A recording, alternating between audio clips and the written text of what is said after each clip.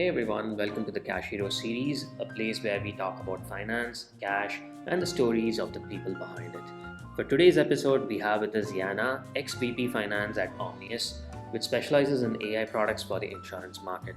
Currently, Jana is on a mission to help startups ace their accounting and finance. She runs her early stage consulting firm called Start Finance Now, where she's created a first of its kind toolbox for startups, freelancers, and small businesses. She's also passionate about helping women across the globe become financially independent. And for today's topic, we're going to talk with Jana about why it's important for startups to manage their cash flow and maintain good accounting hygiene, and a lot more fun stuff. So, without further ado, let's jump in. For the audience, we would love to learn from you. Tell me about your journey in finance, working across different companies, across different sizes. I would love to know your role, your experience so far working in startups, product companies, etc. Yes, I mean, it's quite a long time already since I'm working. I will try to keep it short. I studied business administration, and my plan initially was to go into business development, into strategics. And then I figured out, no, that's not where I want to go. I had a mentor during studies, and he was a controlling mentor. And he made me understand how powerful finances are, how powerful you are if you are able to read a balance sheet, if you are able to read a profit and loss statement, how powerful a good accounting and finance base is for the success of a company. And then pretty quick, it was clear to me that I want to be a finance girl, and finished my studies with a finance degree. And then my first company was super interesting. It was a very small company in the south of Germany, and they were just bought by a big international corporate. And my task was to integrate this small, really very German company into an international big one. So I set up controlling and reporting structures. I cleaned up the accounting and made it more automatic. And what I've seen was, I mean, it sounds so weird if you are as well coming from finance. They really used Excel, but the sum they put in manually. So for the sum, they really took their calculator and added up the numbers they had in Excel. And then I understood, oh my God, this is what I want to do. Yeah, I want to help companies to automate their processes, to feel comfortable in finances. And that's when my journey really started. So from there on, I had different companies from medium size. I was in a little corporate and always did the same. I always set up structures, reporting, controlling, and accounting hygiene. And at one point, I just understood, okay, I want to have it more like, how to say, I don't know. I want to have the startup vibe. Yeah, it's a special vibe. I mean, you probably know. I want to have the freedom, the fun, the people. I want to be part of something new. I want to be part of a cool development. And I decided to move into startups. I started at my new startup. And I mean, what did I do first? I bought a hole puncher. I tell this every time because it was so eye-opening for me, because there were plenty of receipts. There was nothing. There was no other finance person, nothing. And I set everything up from scratch. And I felt, yeah, that's what I want to do, because you are part of something. There is a company, there is something to conquer the world. There are so many companies that have good ideas, that want to fight, I don't know, the climate change, the digital health, something to do for humanity. But there is a lack of finance knowledge, and this I want to change, because finance is easy, something very, I mean, not something where you should have fear about. And yeah, so my mission is to help startups to survive, and that's where I am now.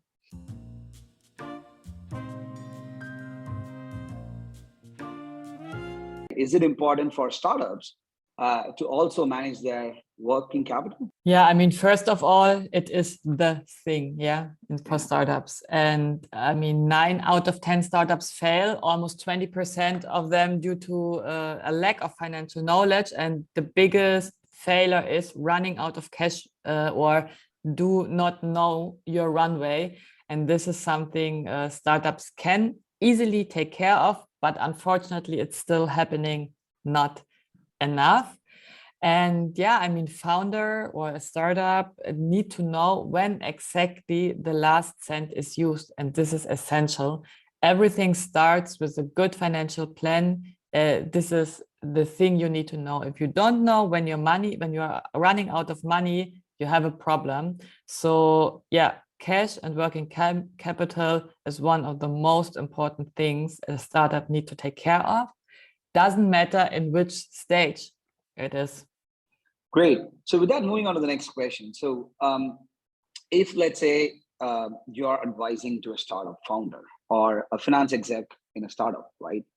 It could be a growth stage startup or early stage startup. What would you suggest as best practices from day one that they follow in cash planning and working capital management, and what kind of pitfalls they could avoid upfront so that that doesn't pop up as a challenge later? You can throw some light there. Yeah. First of all, I would always keep it quite simple.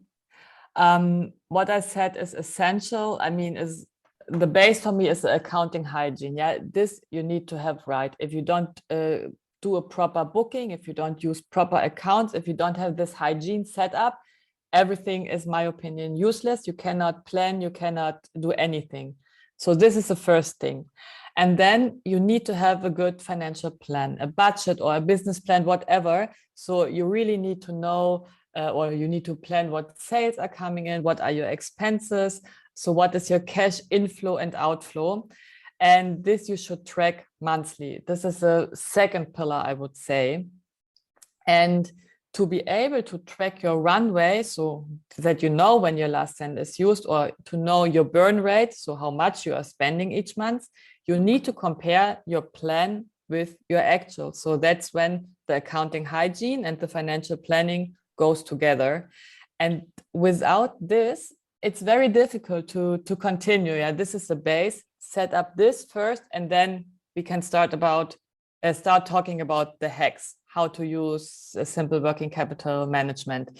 So what you can do from day one is knowing exactly what's happening in your company, and make sure that your team members or the other departments are doing this as well. So for instance, what I always do, or what I always did, and what I will continue doing, is having weekly sales meetings. The sales team should tell me, what do I have in my pipeline? When are sales coming in? And they need to know as well that how important their valid opinion is. Yeah, if they give us bullshit, the company can ruin the company, and this people need to understand. And what I learned is that people feel more responsible if you really involve them. So have a sales forecast every week, challenge the sales team, talk about payment terms, make clear to the sales team that, yeah, okay, the customers got an invoice, but this does not mean that they are paying tomorrow. Maybe they have payment terms from 30, 60, 90 days. I mean, this can have an impact as well. So this is the first thing I would do, involving the sales team, make clear that their valid answers are really essential for the growth or the health of the company.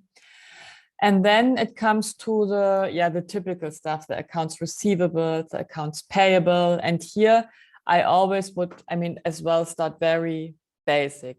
Do like a weekly or bi-weekly a checkup, take your open item list. You can get it probably out of every accounting system. I've never seen a company that's not able to download like an accounting receivable list, and walk through it. Are my customer paying in time? This is the first thing you need to know. If you don't know what are the due dates, then there is already something wrong with the accounting hygiene.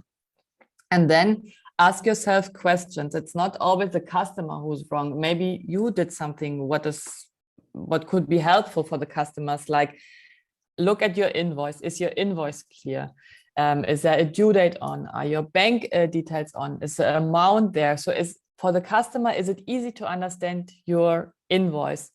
And then check as well, does maybe the customer has a long approval process? So maybe I have to send my invoice earlier.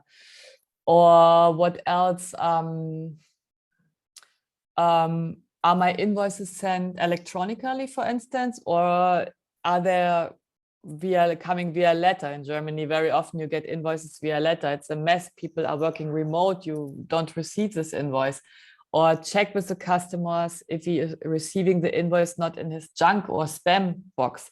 These are very little tiny things that you can solve from day one and make it the customer easy to pay. Or how can the customer pay? Can he use PayPal, credit card?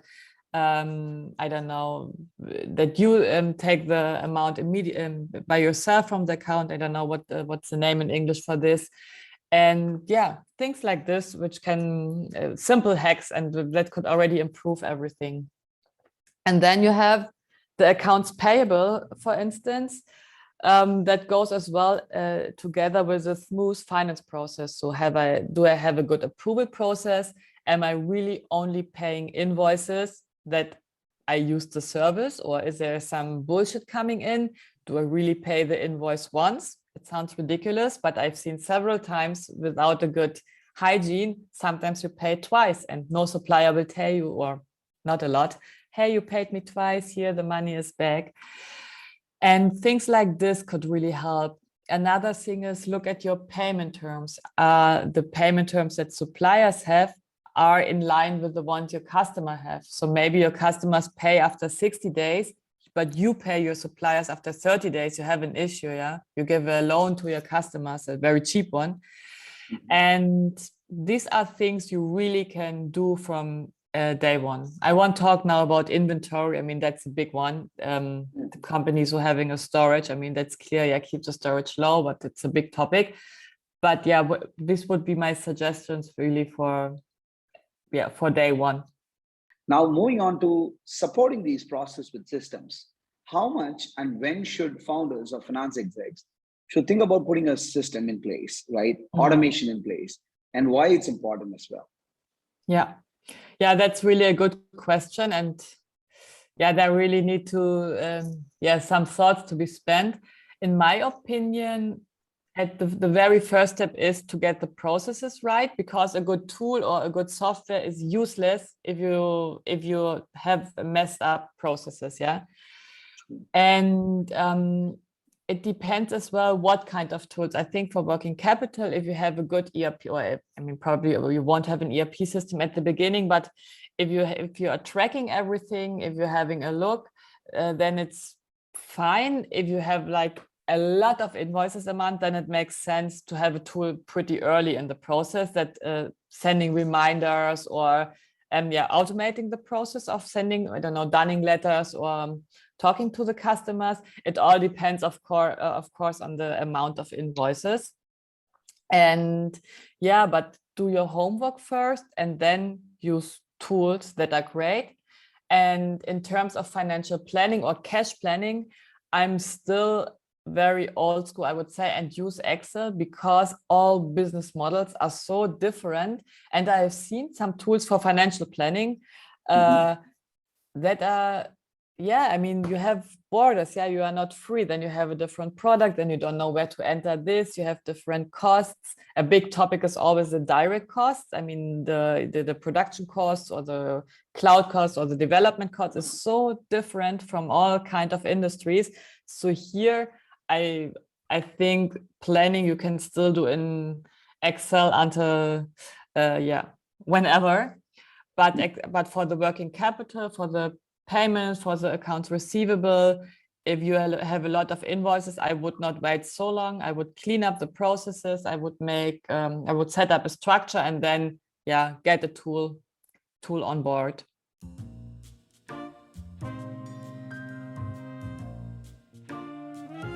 I can't stop talking about it because this is simple, but the base.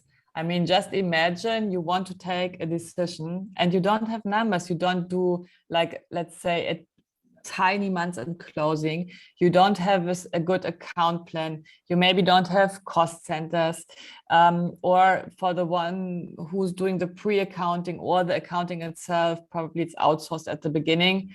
There is no guideline where to book what. It all sounds so complicated, but it's not. Without these things, it's not possible to take a decision. It's not possible to create a good report. It's not possible to do a calculation. So to be honest, if you don't have an accounting hygiene, you could ruin your company. This is my opinion. And to set it up, it's so simple. It takes you maybe, I would say, even not a day if you do it right. You can set up a good account plan, think about what should be booked on which account, think about a little cost center plan. It doesn't need to be corporate. It can be easy. It can be 5 cost centers, doesn't matter. And if you have those kind of things and plus an approval process or how to handle incoming invoices, you are set already. And okay, maybe you have to think about the format, but this you could, for instance, solve with a toolbox. But anyhow, with the accounting hygiene, you are set for everything. And I mean, you as a founder probably know by yourself. Yeah, I met so many founders when talking about finances, they start sweating. They really feel not comfortable because they don't know what's going on.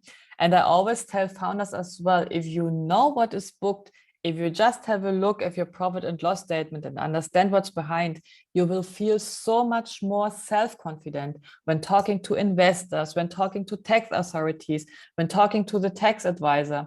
You will feel so much better and you don't need to sweat anymore because you know what's going on. And it doesn't matter if you do a loss or a profit, but you know why you're doing a loss and what's behind. And this gives you really a good feeling.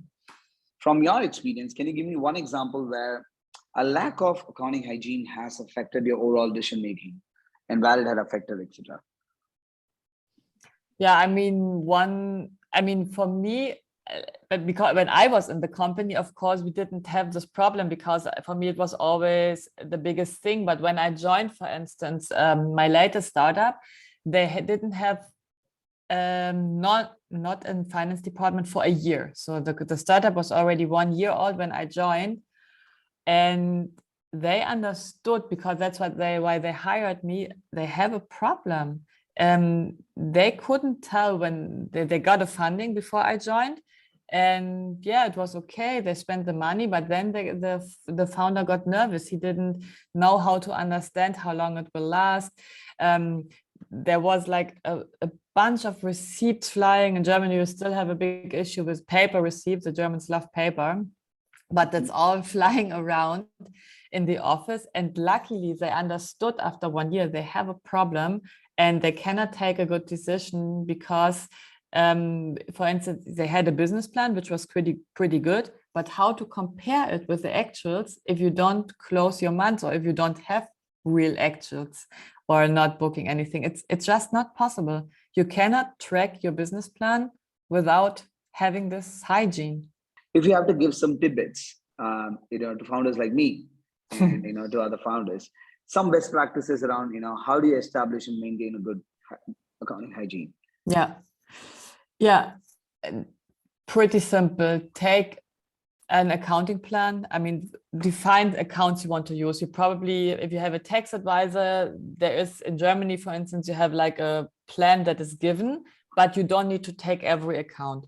So take the plan that the tax advisor gives you and cut out. You don't need 100 accounts at the beginning. Cut it, I don't know, to 20. I mean, it's difficult to say a number, but you don't need an account for, I don't know, where do I put the expense when sending a letter and where do I put for buying coffee? This you can put on one account, let's name it office expenses, and book all this kind of stuff on this account.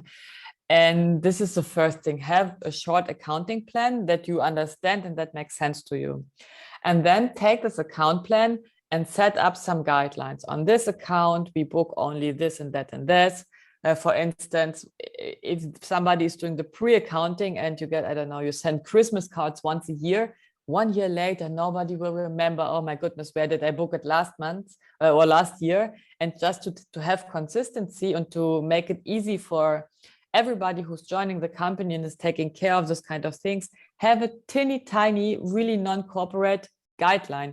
Put on every account just 1 or 2 sentences, what is booked here, which supplier is booked here. And for everybody who's joining, or if you have fluctuations, it's super easy. Everybody knows where to book what. And this is already the first thing. Then you should set up cost centers. that really marketing is approving the invoices or the costs that they are generating. Very often the founder is approving everything, but when the company is growing, he's just, because he is in stress, he just says approve. But then maybe marketing says, yes, but I was not happy with his service. I didn't want to pay this invoice yet. And there can easily be a big mess in this incoming invoices. So make departments or budget owners responsible, involve the whole company in the process, make them, make clear that they should spend the company's money as their own, and make them understand how important it is. And you can do like every quarter or every month, then do a report with the cost centers, where is booked what, and show it to the departments, make it transparent so everybody will feel more involved. And these are only 3 steps, which already give a lot of transparency and knowledge in the whole company. It should not only be a founder thing. Everybody should know their own costs they're producing, because I mean, does the marketing department know at the end of the year how much cost did they produce? But if they see it every month or every quarter, it's a big eye opener, and it will make them aware as well how to spend the money and not spend it like a drunken sailor, let's say. Things like this can really help. Before we probably go to the last section, which is more fun, we have few Q&As with you. I just want to hear more about the course that you're running right now, your online course, the Startup Finance Toolbox. Just give us some overview and what you do, who it helps, and what does it help with? Thank you. So this toolbox I invented because I set up so often finances and accounting processes that I could not understand, why is there nothing out there? I mean, why our founder or the finance guys are inventing the wheel again and again and again? And one topic why founders are hesitating to talk about finances is that they have to think about templates, about formats, about, I don't know, guidelines. And I thought, okay, no, let's change this. The founders should focus on cracking the hot nuts. They should not focus on finance. So I thought there needs to be a toolbox that helps setting this up pretty simple and easy, and without big systems or Excel, whatever. So I set up a toolbox that consists of 10 chapters, and each chapter has like a video tutorial. It's pretty short, I would say maximum 15 minutes. And there's always, the key topics, a summary, and in each chapter you have Word and Excel templates that you don't need to think about formats or guidelines. And for instance, guidelines as well, as I explained, the accounting for the account plan, that you think about guideline, there's something, a template like this. Or a big topic are always travel expenses or expenses that employees are spending. There's a little guideline pre-written that you don't need to think about this. And people are asking me, why guidelines? We are a startup. But I tell you, if people are joining a company and there are processes, it helps them. You don't need to answer, you spent only 100 euros on a hotel, or how to book this and that. People will ask you this, and they don't feel comfortable if they don't know, and they don't feel comfortable asking those kind of questions. So those guidelines are making you as a founder comfortable, because you save time in not answering this 10 times a month or a week, and they feel comfortable because they don't need to ask you. And this toolbox consists, as I said, 10 steps, and it starts how to start, how to set up the first finance department, whom to hire, folder structure, or how to save things as well. It sounds so stupid, but I've never seen a good filing system. I always see files like version 1 final, version 2 final, and at the end nobody knows what the final version. So this is the first thing to implement. Then, as I said, accounting hygiene is a chapter. Then approval processes. How can I make sure that I easily have a good approval process, for instance, with an incoming email inbox?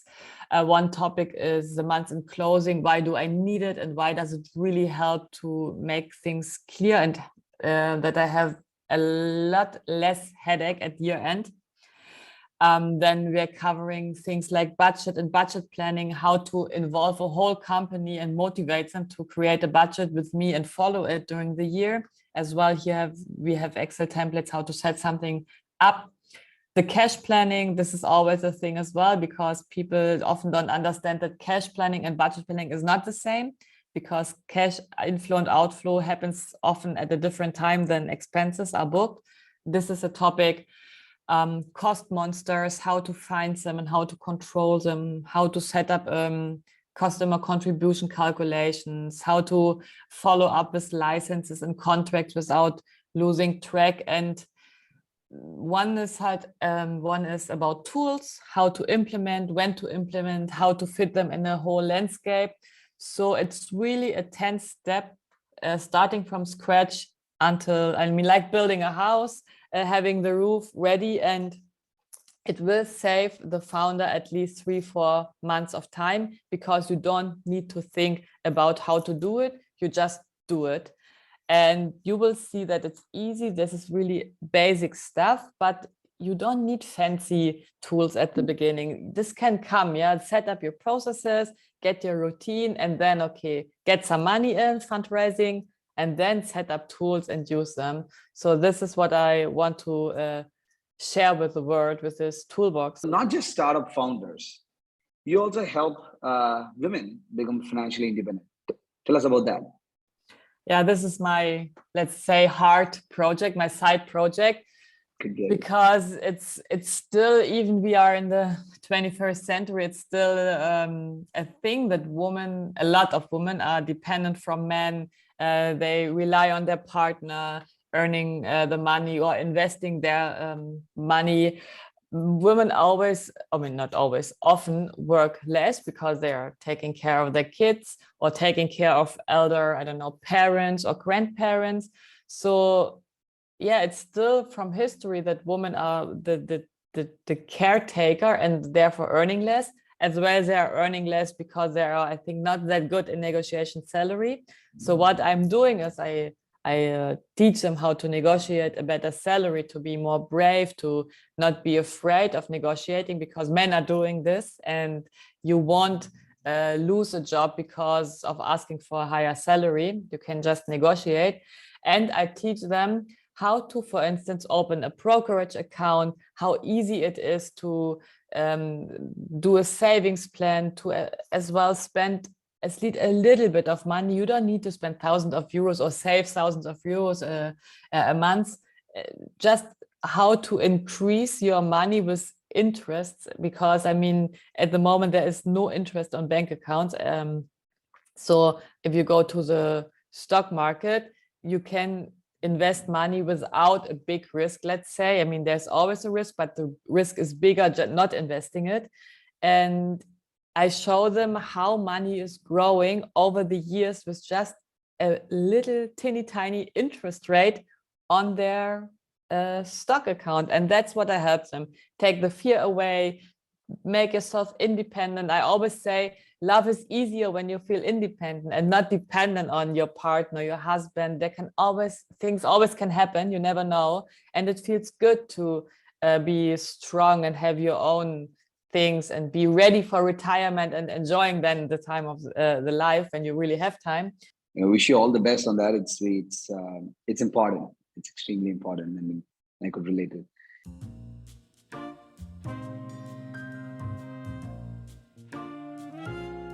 When do you start your day and end your work day?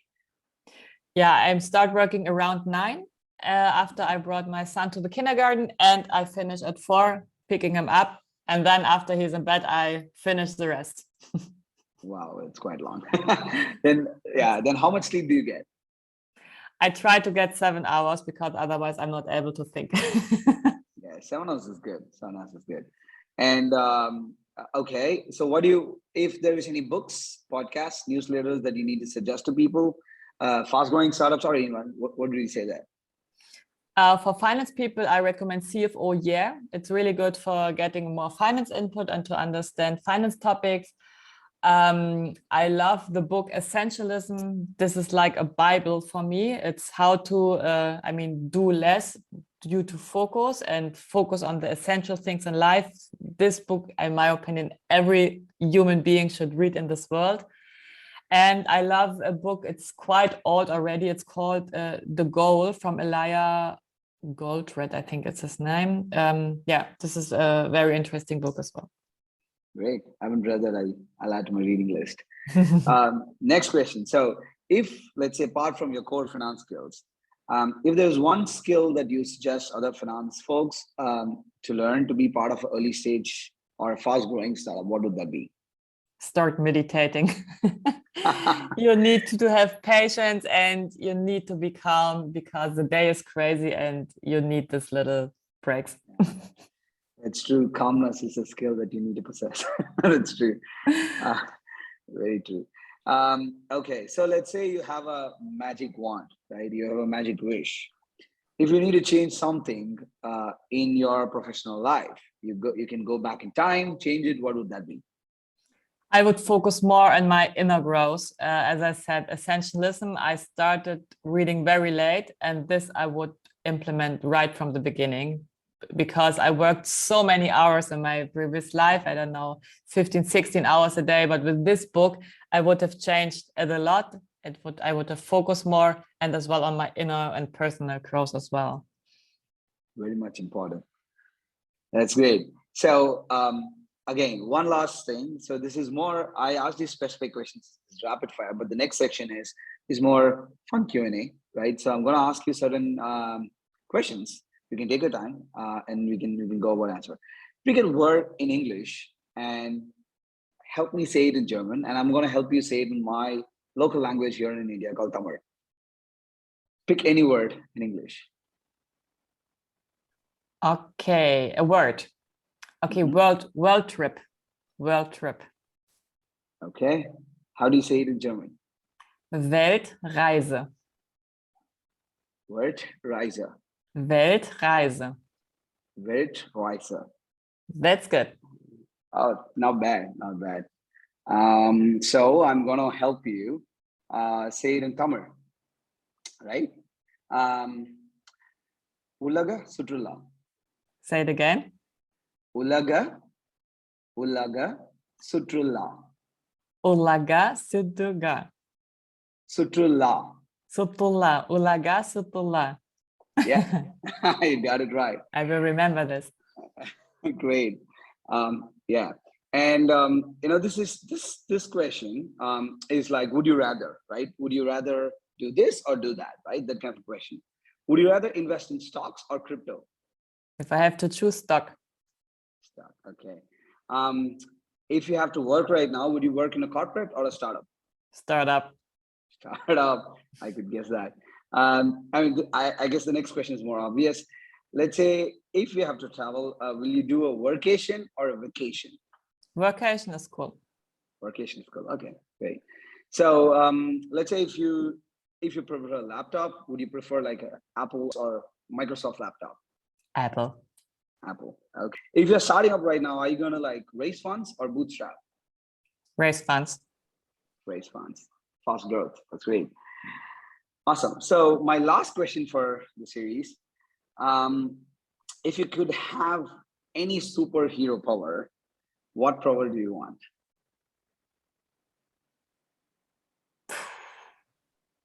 I would want to have being like invisible. I mean, to decide where can I be seen and where not. Just to sneak around, to maybe go to the office of, I don't know, Michelle Obama and listen to what she's saying. That's interesting. That's interesting. Yeah, I wish I could have that too. That's nice superpower. Great. Thanks for joining in, Jana. It was very interesting. Yeah, I can agree. It was very refreshing and I liked our talk as well. Thank you so much.